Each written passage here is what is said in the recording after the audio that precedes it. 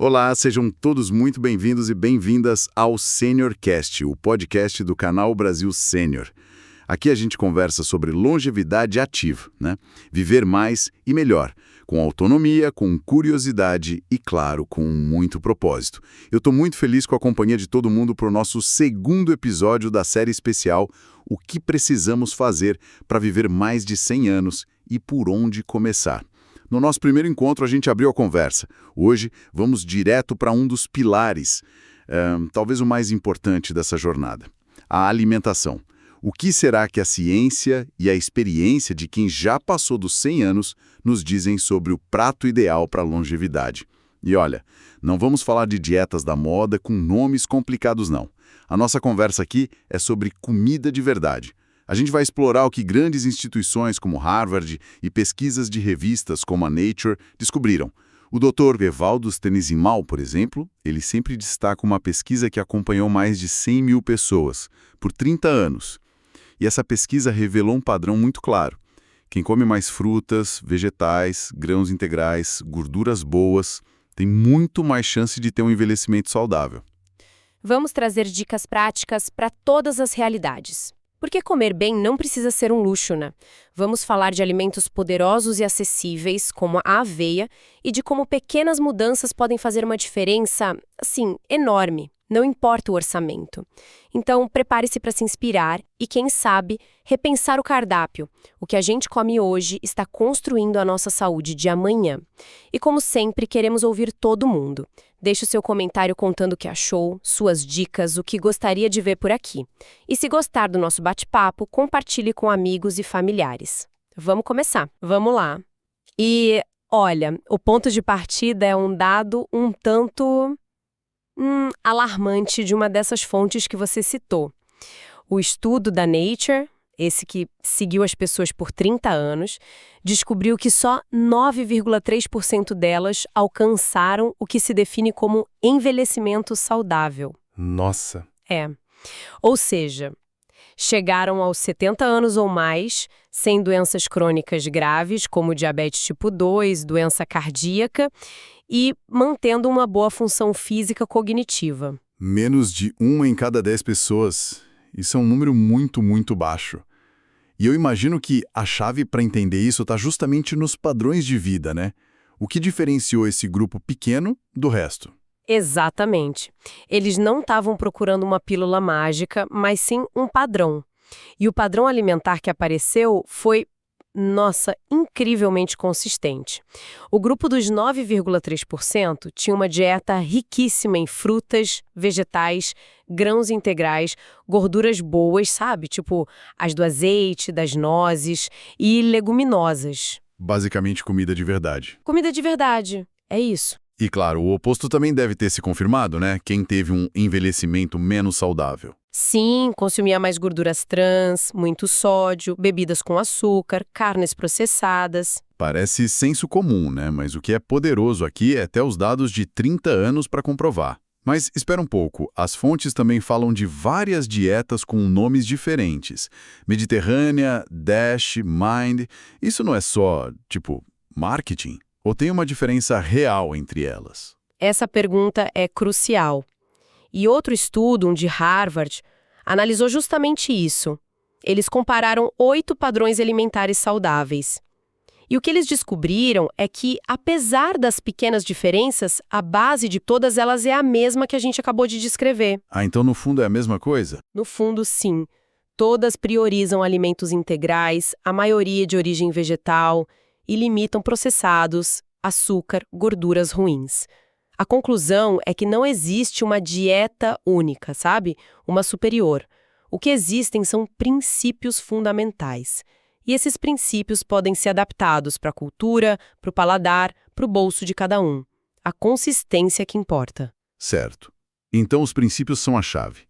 Vamos ver como isso funciona na vida real. As fontes detalham o caso da Maria Branhas Moreira, que viveu até os 117 anos. A mídia focou muito no fato dela comer um iogurte específico todo dia. Mas isso me soa como uma simplificação muito grande, não? Completamente. E é aqui que fica super interessante. A análise científica do microbioma intestinal dela revelou algo extraordinário. O quê? Era quase jovem. Tinha uma abundância de Bifidobacterium, que é uma bactéria benéfica que geralmente diminui com a idade e ajuda a combater a inflamação. Entendi. E o iogurte, por ser fermentado, deve ter ajudado. Provavelmente contribuiu, sim. Mas os próprios pesquisadores são muito claros. A longevidade dela não se deve a um único alimento. Seria simples demais. Era um quebra-cabeça, então. A genética dela, por exemplo, era um fator enorme com variações que a protegiam de demência, de doenças cardíacas. E o estilo de vida era um pilar, né? Ela seguia uma dieta mediterrânea, caminhava todo dia, nunca fumou, vida social ativa. O iogurte era só uma peça. Exato. Uma peça do quadro geral. E esse mesmo padrão aparece em outro exemplo das fontes, o de Roy Cowan, um americano de 101 anos. A abordagem dele é muito parecida. Ele segue a dieta mediterrânea, mas é, taxativo sobre o que ele evita. Alimentos ultraprocessados e carne bovina. E o que tem no prato dele, então? Peixe fresco, muitos vegetais, como couve-flor, repolho e azeite de oliva. É a mesmíssima base que os grandes estudos apontam, só que adaptada para o contexto dele. Então a gente tem a ciência e os exemplos de vida real apontando na mesma direção. Mas como uma especialista que dedicou a vida a isso, traduz esses princípios para o dia a dia. A nutricionista Marion Nestle, aos 89 anos, parece a personificação disso. O mantra dela é ótimo, né? Coma comida, não muita, principalmente plantas. E o que ela define como comida é a chave. Qualquer coisa que a sua avó reconheceria. Ou seja, alimentos não processados ou minimamente processados. O dia a dia dela desmistifica muita coisa. Ela não acredita que o café da manhã é a refeição mais importante. Um mito que foi muito impulsionado pela indústria de cereais. E o que ela come, então? Algo simples, aveia, um cereal integral sem açúcar com frutas. O almoço pode ser só uma salada com o que ela colhe no terraço dela. É uma abordagem muito fluida, sem complicação. O que eu acho mais interessante nela é o pragmatismo. Ela admite que come besteirinhas, mas com moderação. E, o ponto crucial, lendo os rótulos. A dica dela é uma ferramenta de defesa para qualquer pessoa. Se a lista de ingredientes é enorme, com nomes que a gente nem consegue pronunciar, ela não come. Essa é a parte mais importante. Ela diz que comer de forma saudável é, na verdade, uma luta contra uma indústria inteira. Uma indústria projetada para nos vender os produtos mais lucrativos, que são quase sempre os menos saudáveis. Ler o rótulo é nossa principal arma, então. É a nossa principal arma.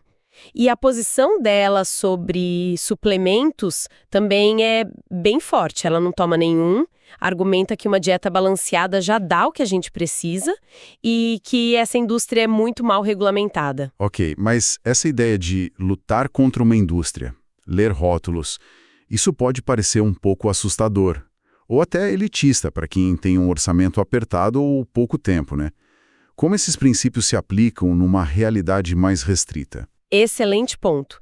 E uma das fontes aborda isso diretamente, destacando um alimento que é um verdadeiro, super-herói da acessibilidade: a aveia. Aveia? Sim, é descrita como um superalimento barato, fácil de encontrar e incrivelmente poderoso. E a ciência por trás dela é muito robusta. A aveia é rica em uma fibra solúvel chamada beta-glucano. No intestino, ela forma um tipo de gel que, de forma bem simples, captura o colesterol ruim antes que o corpo absorva. Pode reduzir os níveis de LDL. E também ajuda a controlar o açúcar no sangue, certo? Exatamente. Esse mesmo gel retarda a digestão dos carboidratos, evitando picos de glicose. É ótima para saciedade, o que ajuda a controlar o peso, e ainda alimenta as bactérias boas do intestino. Como as que a gente viu no caso da Maria Branhãs. Perfeito. E a versatilidade é imensa. Mingau, vitaminas, substituir farinha. É a prova de que não precisa gastar muito para ter um impacto gigante na saúde. Isso é um ótimo exemplo de como tornar a teoria acessível. E para a saúde do cérebro, que é uma preocupação enorme no envelhecimento, as fontes apontam para a dieta Mind. Quais são as ferramentas acessíveis que ela nos dá? A dieta Mind foi projetada para reduzir o risco de demência. E ela destaca 3 grupos de alimentos. O primeiro são as frutas vermelhas e roxas, mirtilos, morangos, framboesas. Elas são ricas em flavonoides, que são antioxidantes que protegem as vias de comunicação do cérebro. O segundo grupo, se não me engano, são os peixes e frutos do mar, ricos em ômega 3. Sim, especialmente peixes gordurosos como salmão e atum. Mas uma das nutricionistas citadas dá um destaque especial para a sardinha. Sardinha, mais acessível, né? Muito mais barata e já contém o DHA, que é o tipo exato de gordura que compõe as membranas das nossas células cerebrais. Consumir DHA é como dar ao cérebro o tijolo que ele precisa para se construir e se comunicar bem. Faz todo sentido. E o terceiro grupo são as folhas verdes escuras. Isso. Um estudo mostrou uma correlação direta. Pessoas que comiam mais vegetais como couve, espinafre, rúcula, tinham um acúmulo bem menor das placas no cérebro associadas ao Alzheimer. Que incrível. E o mais legal é que esses 3 grupos, frutas vermelhas, peixes e folhas verdes, se encaixam perfeitamente naquele padrão geral que a gente viu desde o início. Então, quando a gente junta todas as peças, o estudo massivo, a biologia da centenária, o pragmatismo da especialista, e esses superalimentos acessíveis, o que realmente se destaca como a mensagem central de tudo isso? O que é fascinante não é nenhuma revelação chocante sobre um alimento mágico. É a consistência. A mensagem é surpreendentemente simples, sabe? Priorize comida de verdade, com uma base enorme e variada de plantas, inclua gorduras saudáveis e, o mais importante, minimize ou elimine os produtos ultraprocessados. E o estudo de Harvard ainda traz uma mensagem de esperança. Mesmo quem começa a mudar a alimentação aos 60 anos, pode ver uma diferença significativa aos 70. Nunca é tarde. Portanto, o verdadeiro insight aqui talvez não seja o que comer, mas o fato de que a ciência, os exemplos, os especialistas estão todos essencialmente dizendo a mesma coisa. O mapa já existe e é bem claro. Exatamente. O verdadeiro desafio, como a Marion Nestle aponta, não é a falta de informação, é navegar num ambiente que o tempo todo nos empurra na direção oposta. A verdadeira habilidade não é mais descobrir um segredo, mas sim construir defesas contra as opções mais fáceis e menos saudáveis que nos cercam. E isso muda a perspectiva. A pergunta a ser feita não é qual é a dieta perfeita, mas sim como eu posso construir defesas simples e eficazes no meu dia a dia para fazer as escolhas que a ciência já provou que funcionam. Fica uma reflexão interessante. Qual é a defesa mais simples que alguém poderia construir a partir de amanhã? Que conversa maravilhosa! Chegamos ao fim de mais um Senior Cast e eu espero que essa exploração sobre o poder dos alimentos tenha sido tão inspiradora para todo mundo quanto foi para mim. A gente viu que não tem fórmula mágica, mas tem um caminho claro. Priorizar a comida de verdade, rica em plantas, grãos integrais, gorduras saudáveis e evitar os ultraprocessados. Muito obrigada pela sua companhia até aqui. É um prazer compartilhar essa jornada em busca de uma longevidade mais ativa e feliz. Não se esqueça de se inscrever aqui no canal para não perder os próximos episódios da nossa série. Na semana que vem, a gente vai explorar outro pilar fundamental para quem quer passar do 100, o movimento.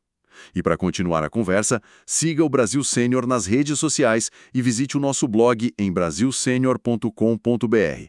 Lá, assim como aqui no nosso canal, tem muitos outros artigos e conteúdos super interessantes sobre qualidade de vida. Lembre-se, cada escolha, por menor que pareça, é um passo em direção a um futuro com mais saúde e autonomia. Cuide-se e celebre a vida. A gente se encontra na próxima semana com mais um Senior Cast, o espaço do canal Brasil Sênior feito para quem vive e celebra a longevidade ativa. Até lá!